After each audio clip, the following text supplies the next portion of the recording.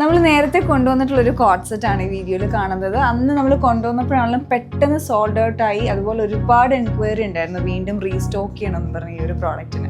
അപ്പോൾ ഇത്തവണ 3 ഡിഫറെൻ്റ് ആയിട്ടുള്ള ഷെയ്ഡ്സ് ആണ് ഇതിൽ കൊണ്ടുവന്നേക്കുന്നത്. അപ്പോൾ ഞാൻ ഇട്ടേക്കുന്ന ബേൺഡ് ഓറഞ്ച് ആണ്, അതുപോലെ അടുത്ത ഷെയ്ഡിൽ വരുമ്പോൾ ഹെദർ പേർപ്പിൾ, പിന്നെ ലാസ്റ്റ് ആയിട്ട് ഒരു ഗ്രീൻ യെല്ലോ കളർ. അങ്ങനെ 3 ഷെയ്ഡ്സിൽ സൈസസ് മീഡിയം ടു 3XL വരെ അവൈലബിൾ ആണ്. റേറ്റ് വന്നേക്കുന്നത് 1799 റേഞ്ചിൽ. നല്ല ഭംഗിയായിട്ടുള്ള നല്ല ക്ലാസി ആയിട്ടുള്ള ഡിസൈനാണ്. നമുക്കൊരു ക്യാഷ്വൽ യൂസിന് പറ്റിയിട്ടുള്ള നല്ലൊരു പാറ്റേണുമാണ്. പിന്നെ ടോപ്പ് വന്നിരിക്കുന്നത് ഒരു എ-ലൈൻ മോഡലിലാണ്, വിത്തൗട്ട് സൈഡ് സ്ലിറ്റ് ആയിട്ടാണ് ഇതിൻ്റെ ടോപ്പ് വരുന്നത്. പിന്നെ ഇതിൻ്റെ ഫ്രണ്ട് പോർഷനിലോട്ടുള്ള പാറ്റേൺ യോക്കിലേക്ക് പിൻഡെക്സ് കൊടുത്തിട്ടുണ്ട്, നല്ല ഫൈൻ ആയിട്ടുള്ള പിൻഡെക്സ്.